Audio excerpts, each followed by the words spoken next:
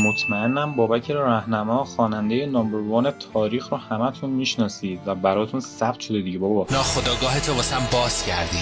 بابک رهنما خواننده نامبر 1 تاریخ است تا ابد.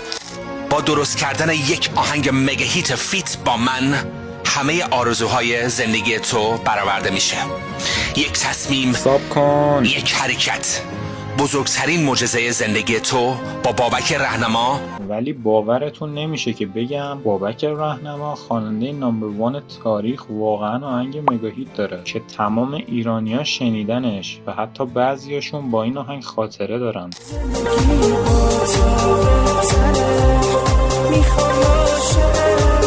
متاسفانه به دلیل کپی رایت نمیتونم براتون بیشتر از این بذارم، ولی اسم این آهنگ زندگی با تو بهتره از خواننده نامبر 1 تاریخ هست تا ابد. حالا که تا اینجا اومدیم خالی از لطف نیست که اشاره‌ای کنیم به آهنگ خواننده نامبر 1 تاریخ که تبدیل به میم شد.